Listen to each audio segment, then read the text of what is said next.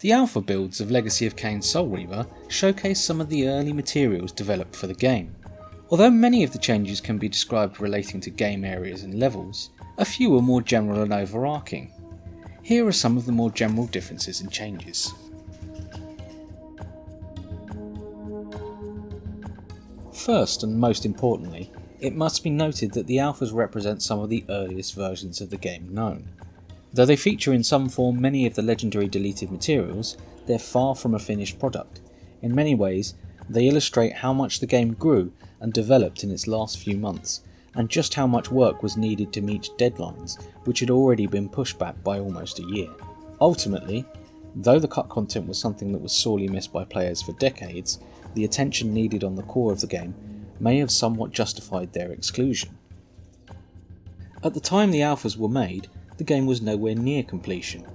Individual areas are prone to instability and crashes, there are frequent glitches and texture issues, puzzles are impossible to complete, and bosses are impossible to beat, or not there at all. Most cutscenes and story is absent, and the game frequently has problems even loading the next areas.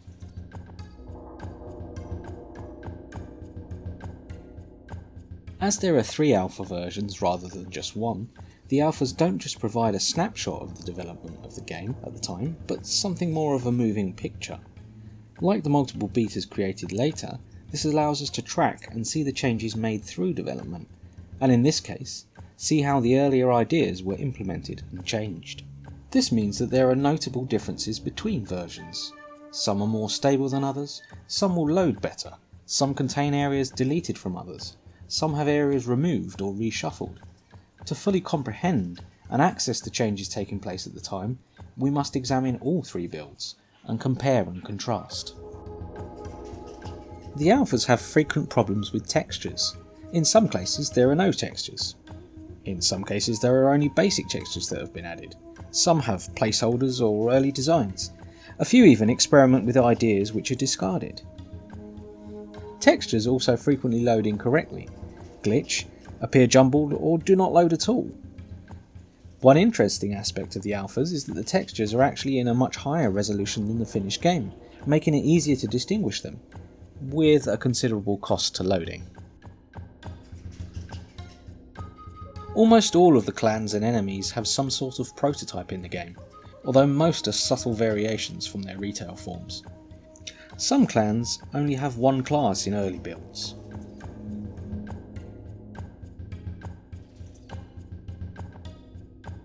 The most noticeable change is the Doomahim vampires, which instead of being armoured titans are small bug-like creatures with pincers that are very difficult to hit. These were known from pre-release screenshots, and according to interviews, were swapped for more intimidating designs at the behest of artist Daniel Kabuko.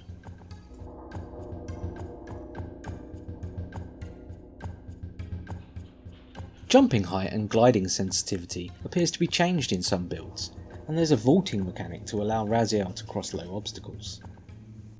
Phasing is done without the sparkling effects, and uses an animation similar to pushing against a wall, rather than the crucifix animation used in retail, making it appear similar to the Defiance version of the ability. Climbing walls can be climbed in any direction, including sideways and downwards, more akin to how they're used by the Zephanim. However, this multi-directional climbing can be glitchy, and this may have ultimately been the cause of its removal.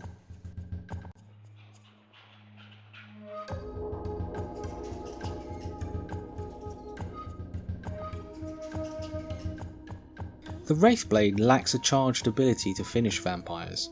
However, its various enhancements feature moves that perform ultimately similar functions, such as shattering enemies.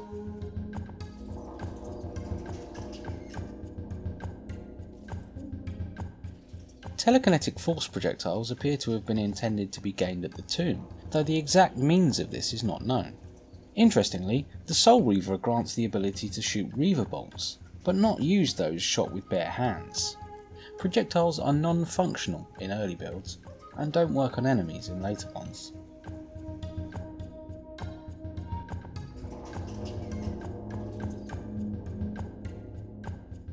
In early builds, you can swim while swinging the Reaver and engage in underwater combat. But like multi-directional climbing, it's very glitchy, and this may be the reason for its removal. Constrict is notably easier to engage than beta or retail builds, although it's arguably too sensitive, meaning Raziel is often followed by a blue trail as he moves. Shift at will is present and counted as a separate ability in debug menus, whereas it's more of a debug only feature in retail builds.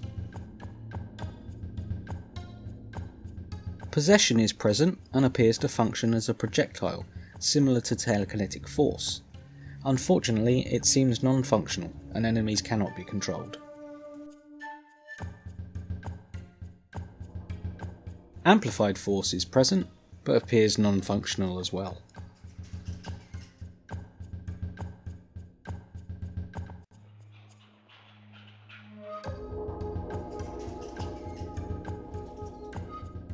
A heading for Amplified Soul Reaver is present here, rather than classified with other Reavers, but it appears to have little difference than the regular Wraithblade.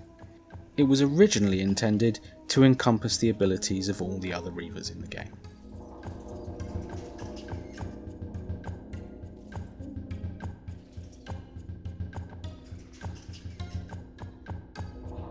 In areas where there are cutscenes, alternative takes or lines can be used. Some are lines which are previously unknown. Some lines are prone to glitching or bugs, although a full voice test is available in the debug menu, with nearly 200 voice samples and a selection of the music tracks.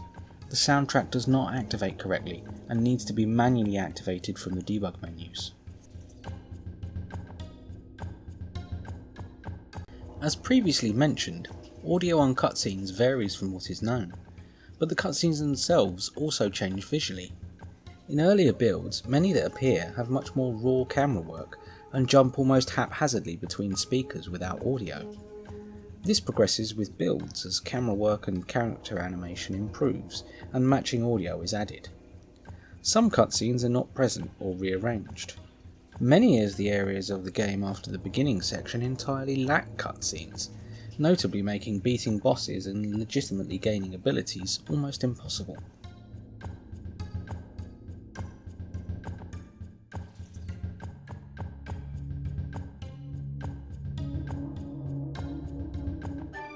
Through the alphas, there are no doors present, which greatly taxes loading, and it appears as though the mechanic has yet to be implemented. Items, weapons and other objects are placed in different locations or not present at all. In the alpha builds, the Wraithblade is not rendered in the spectral realm and can become detached in material. All of the elemental forged Reavers, including Spirit, are present. Few bear the final colouring or effects, and most cannot be formally forged from their source, although some have prototype re-imbue mechanics. Neither the Aerial or Kain Reavers listed in retail are present, but there is a familiarly named Amplified Soul Reaver, however it's listed as an ability rather than a weapon.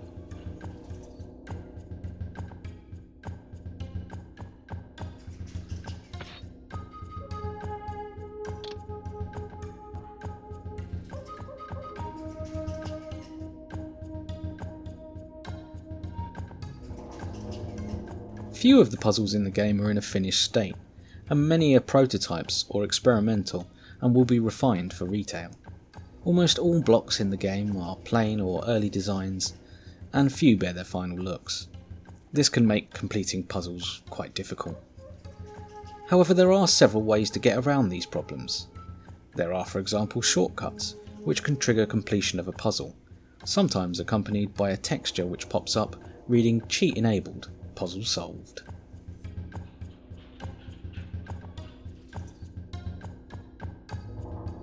Notably, lighting and effects in many areas are incomplete.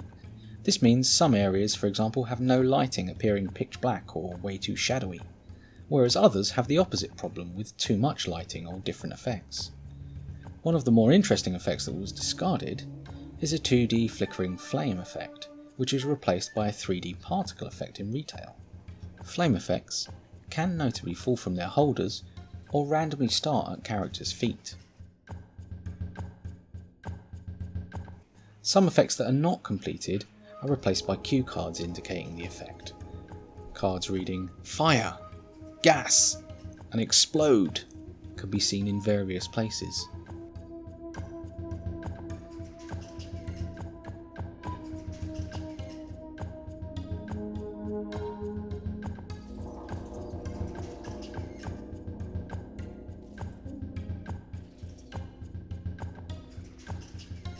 While the concept of the spectral realm remains constant, its execution changes, and it's much more colourful in many areas of the alphas, and the warping varies, with some places barely moving, while others warp considerably, sometimes leading to geometry errors and gaps.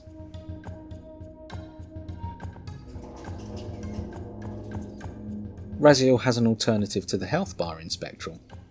Much like the Slaw, a glowing light around his head can be used to judge the health level. The light starts out as white when at full health, and moves down through blue, green, yellow, orange, red, and finally loses its glow as he takes damage.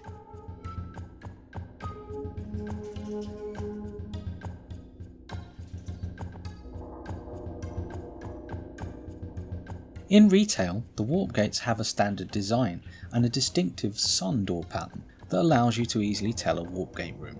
In the alphas, there's no door, and most of the warp gates don't use a standard design and are instead generally themed to the level they are placed in. A few also bear unfinished textures. Gate symbols are usually simple wall markings rather than the boxed uniform symbols seen in retail. Many gates are either non-functional or difficult to use.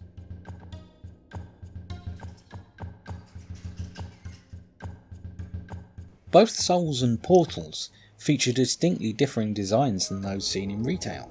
Instead of being uniform glowing balls with comet trails, souls crackle and fizz with green squiggling energy.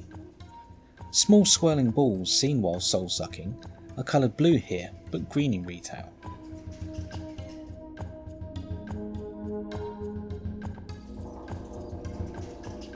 Portals, meanwhile, lack the pulsing circle seen in retail and instead seem to be more focused on the swirling galaxy design underneath and the rising plume. Interestingly, this design will briefly reappear in Legacy of Kain Defiance.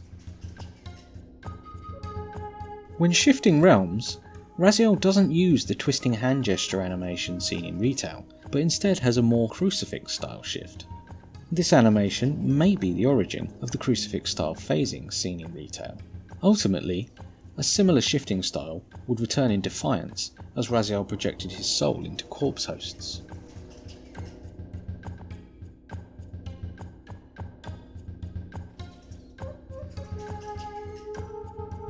The behind-the-scenes debug menus provide a key to a lot of the content in the game, especially those which cannot be accessed through usual means.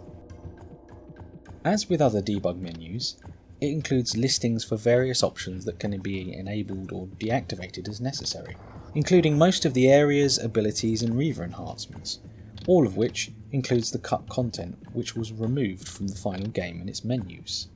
Notably, the debug listings provide extra clues about the order things were intended or expected to be gained.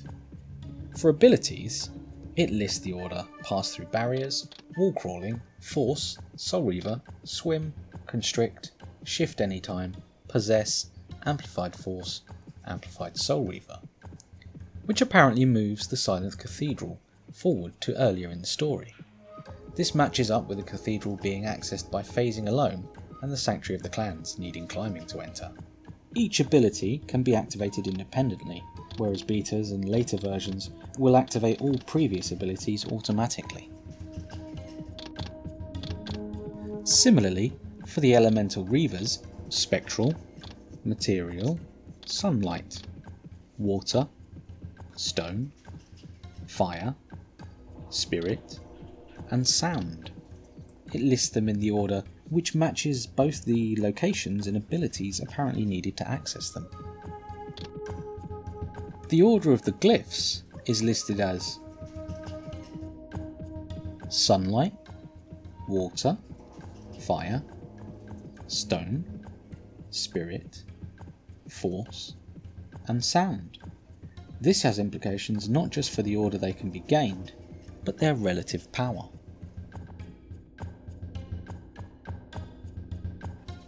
Like the betas, the alphas contain a variety of push test rooms, which allowed developers to test various mechanics.